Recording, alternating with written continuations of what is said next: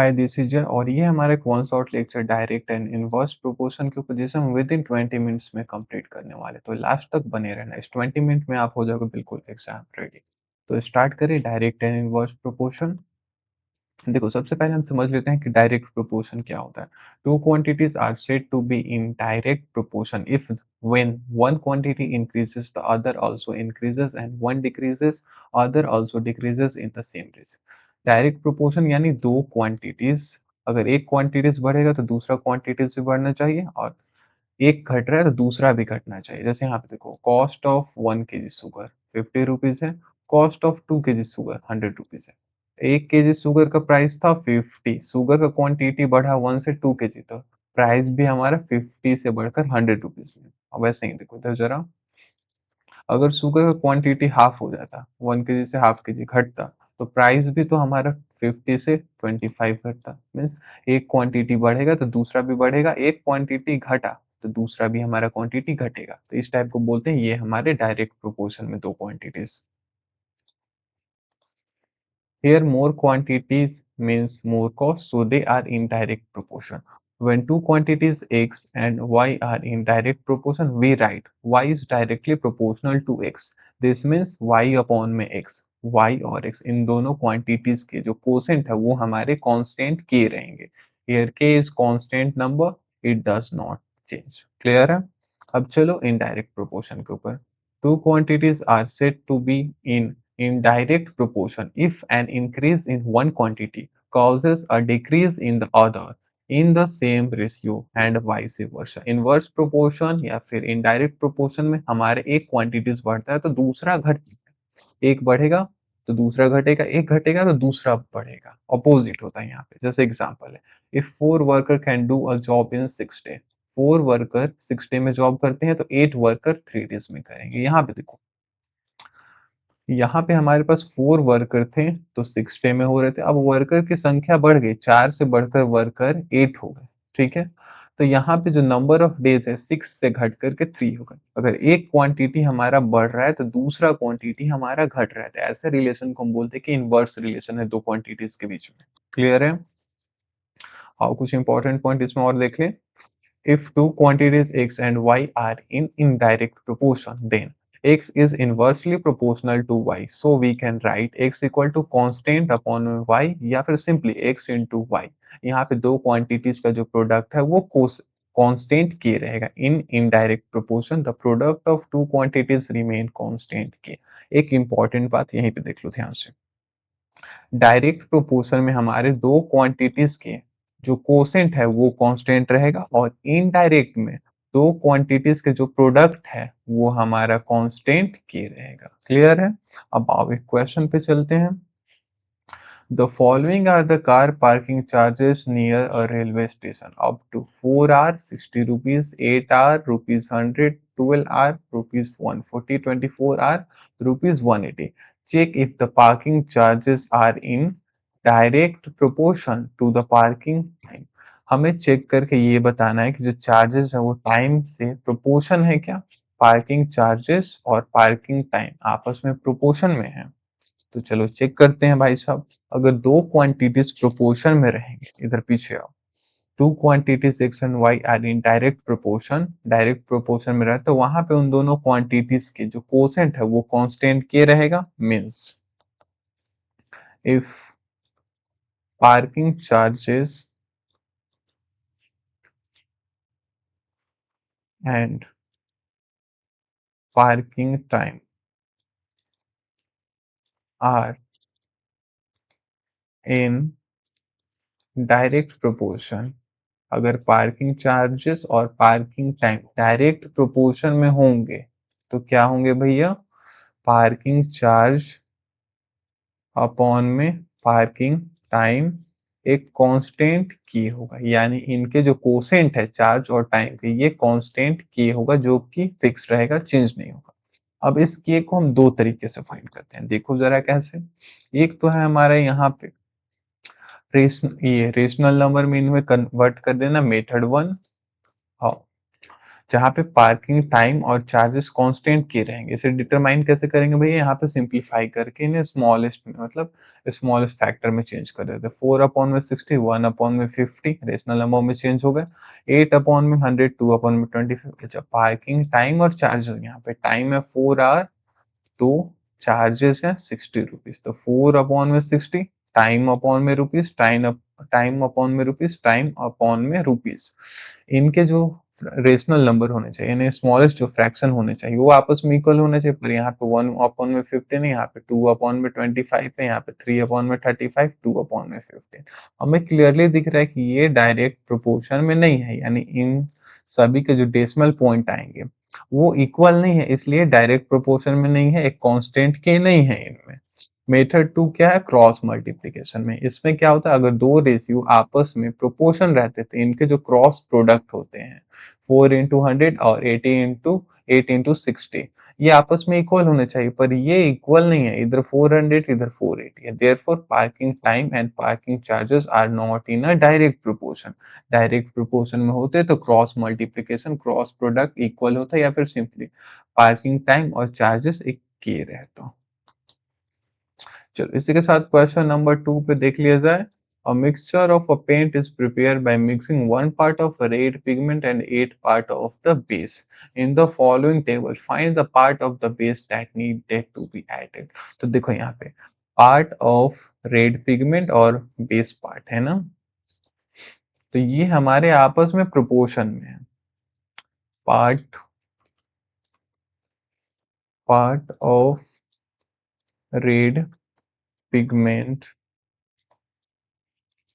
and part of base are in direct proportion. Direct proportion में है means यहाँ पे कांस्टेंट के होगा इन दोनों के कोसेंट के, यानी pigment, part of pigment upon में पार्ट ऑफ बेस हमारा एक कांस्टेंट के रहेगा। क्या रहेगा? कि 1 अपॉन में 8 रहेगा भैया। क्लियर है? तो चलो नेक्स्ट इधर फाइंड करते हैं। अगर 1 रेड पिगमेंट ले रहे हैं तो हमें 8 बेस पार्ट लेना होगा। अगर 2 पिगमेंट ले, 2 रेड पिगमेंट, तो बेस पार्ट 2 के साथ मल्टीप्लाई होगा, यानी 16। 4 है तो क्या होगा? 32। कैसे कर रहा हूँ इधर नेक्स्ट वाली स्लाइड में देखो।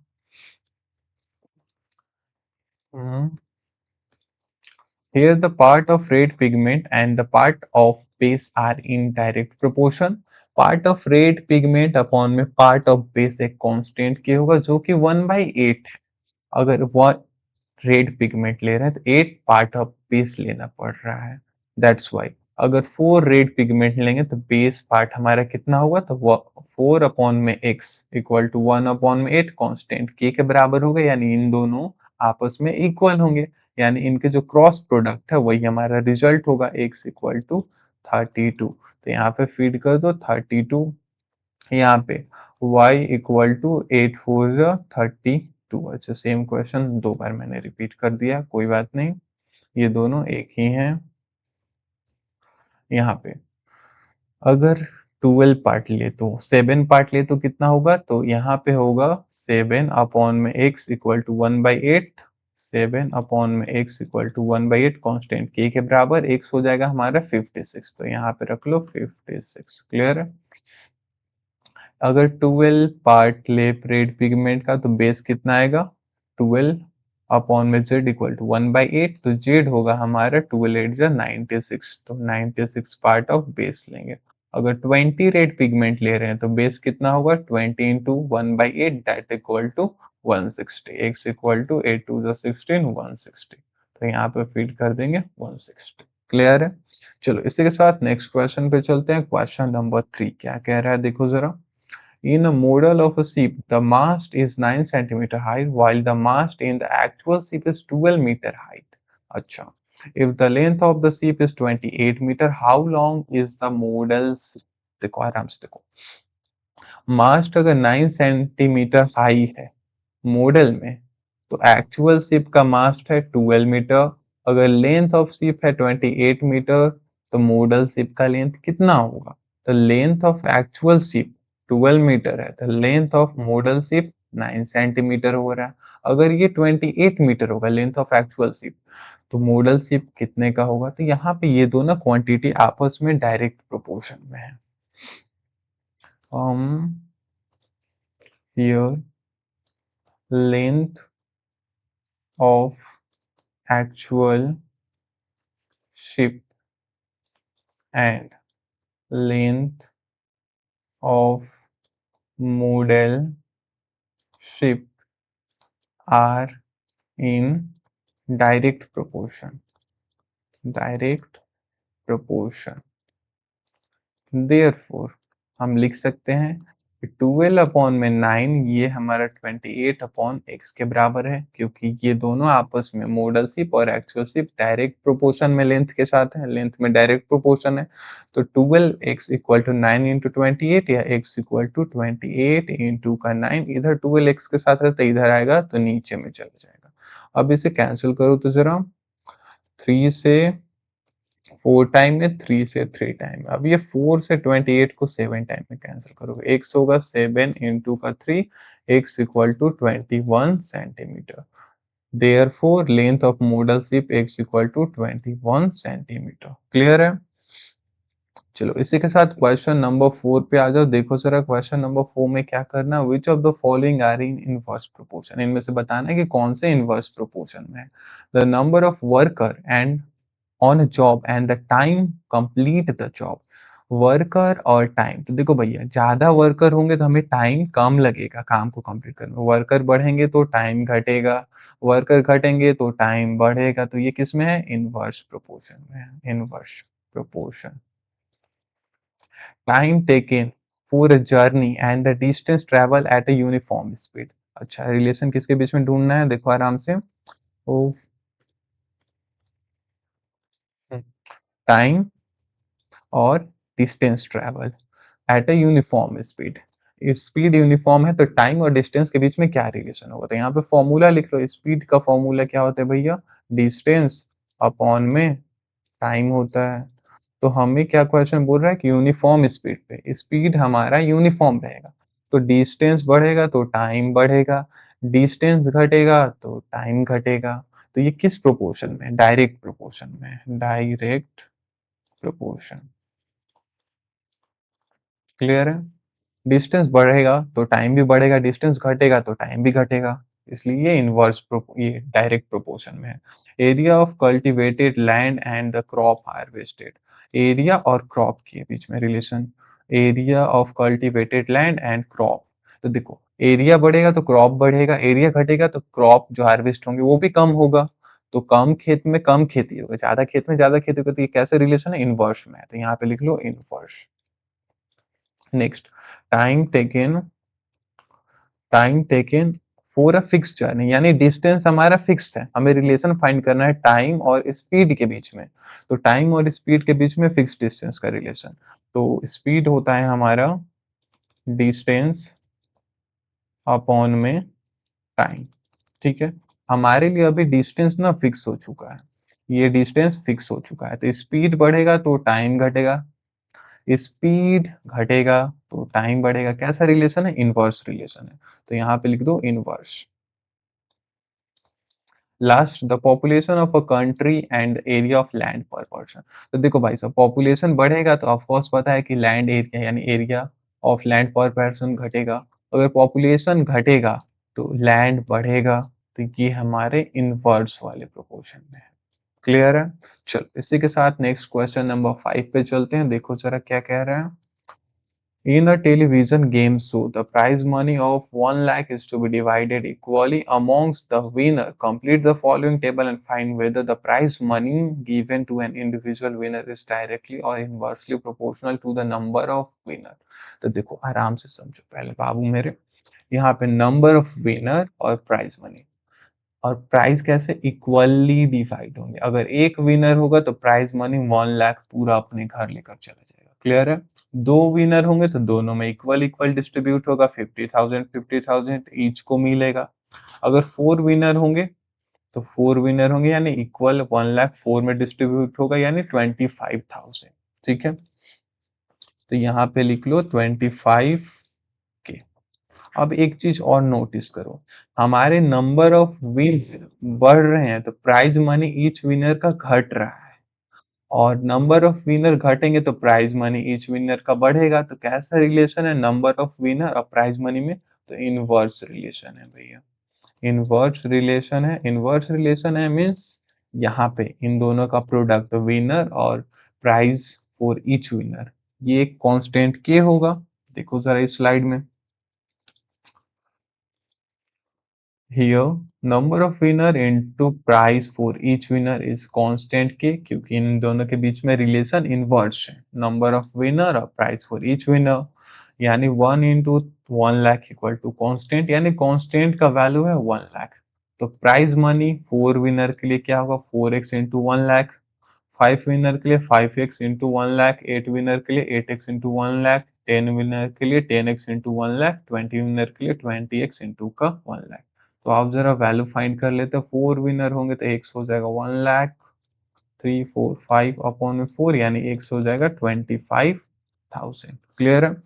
5 विनर होंगे तो 1 लाख अपॉन में 5 दैट इज इक्वल टू 20,000 यानी 20k। 20,000 है मेरे कहने का मतलब, k का मतलब है 1000। अब कोई डाउट नहीं रहेगा ना। 8 विनर होंगे तो भैया 1 लाख अपॉन में 8 यानी एक विनर को मिलेगा 12,500 रुपीज। 10 विनर होंगे तो 10x इक्वल टू 1 लाख तो x होगा हमारा 10,000। ठीक है 10k या फिर 10,000 लिख दो। 20 विनर होंगे भैया तो 20x equal to 1 lakh, x equal to 5,000। Clear है? अब भर दो यहाँ पे। 4 विनर होंगे तो 25k मिलेगा, 5 विनर होंगे तो 20k मिलेगा, 20,000 मिलेगा। 8 विनर होंगे तो हमें 12.5k मिलेगा यानी 12,500। और 10 विनर होंगे तो भैया 10k 10,000 मिलेगा। 20 विनर होंगे तो 5k 5,000 मिलेगा। k का मतलब है 1000। क्लियर ना?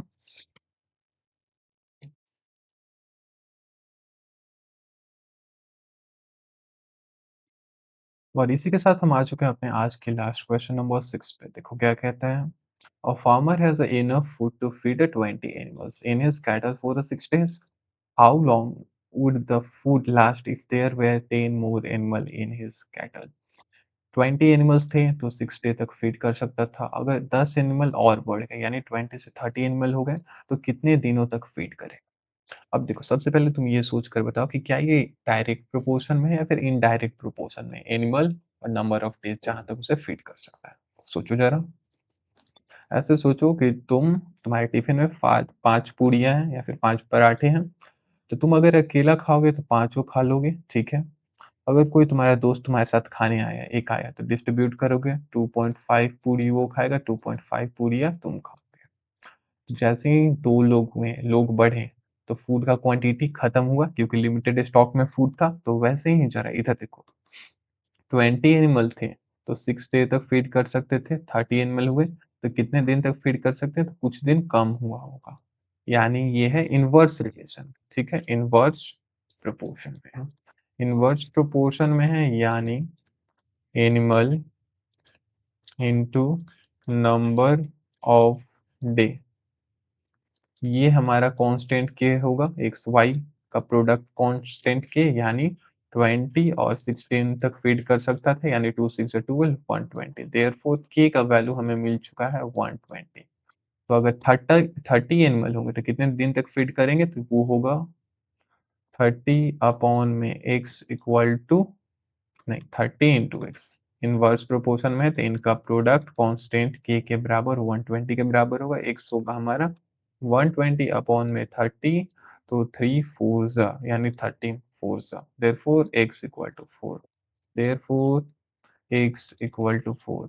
Now farmer feed only 4 day. 4 दिन तक फार्मर उन्हें खाना खिलाएगा। और इसी के साथ हम आ चुके हैं अपने मोस्ट इम्पॉर्टेंट स्लाइड पे। Very very important slide. क्या इस चैप्टर को बनाना है तो सबसे पहले समझना होगा क्या, जब दो क्वांटिटी डायरेक्ट प्रोपोर्शन में होंगे तो उनका कोसेंट y अपॉन में x कांस्टेंट होगा। इनडायरेक्ट प्रोपोर्शन में होंगे, इनवर्स प्रोपोर्शन में होंगे तो यहाँ इन दोनों क्वांटिटीज का प्रोडक्ट कांस्टेंट होगा। That's it. k is constant, it does not change. In indirect proportion, the product of two quantities remain constant. और इससे पूरा कंप्लीट चैप्टर आपके खत्म हो जाएंगे। चलो इसी के साथ ये लेक्चर यहाँ पे खत्म होता है। Thanks for watching.